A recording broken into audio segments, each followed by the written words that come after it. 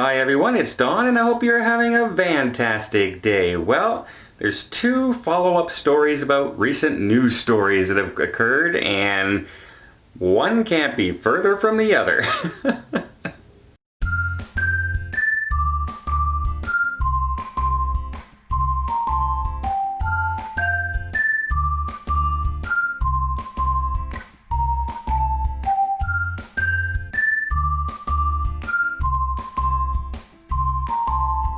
So first off, let's talk about the captain that was charged a couple weeks ago with from the Viking river cruise ship that ran over the tourist boat in Budapest, and a lot of people perished in that accident, and he's been deemed responsible. They looked over the tapes, they talked to witnesses, and they've studied where the captain was, and they've laid charges on the captain. Since those initial reports came out a long time ago, he has been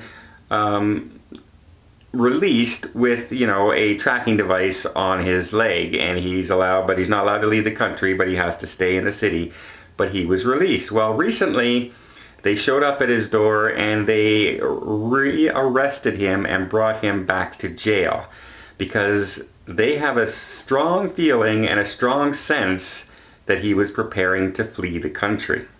So they wouldn't be able to be held accountable for these charges. So they've revoked his release and his bail, and he is now in custody for the duration of the trial, waiting the outcome of this situation. So in this case, somebody who was released and now he's back in jail. Another situation, more recent, is the family of the toddler of Shiloh, the toddler who fell from the window of the cruise ship, who last week decided that they are going forward with their lawsuit against Royal Caribbean Cruise Lines. Well, the prosecutors have floated out a possible deal for the grandfather, and they said that, we will lower the charges to this and you will face no jail time, but you would have to plead guilty to the charges.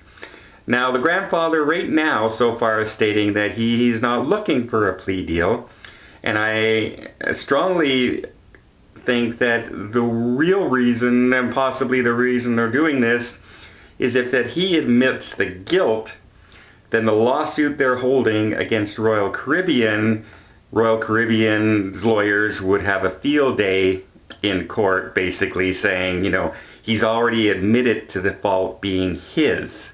So if he admits that and signs the documentation to avoid jail time, then they will have a much, much harder time with their lawsuit against the wrongful death of Shiloh against Royal Caribbean.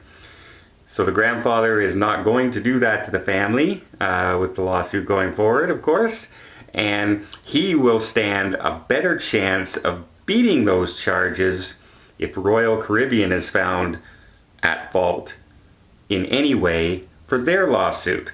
The question is, which court case is going to get heard first? Because that will have a huge outcome on each other's trial. If the grandfather is found guilty, Royal Caribbean has an easier time saying, nothing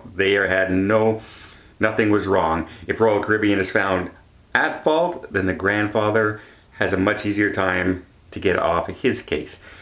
It's all about timing now. It's all about what's going on in real fairness.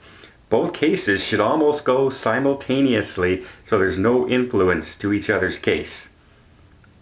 However, that's not usually the way court systems work. Well, there you go. That's the latest update on those two cases that are going forward, and it's going to be very curious to see what happens in the future.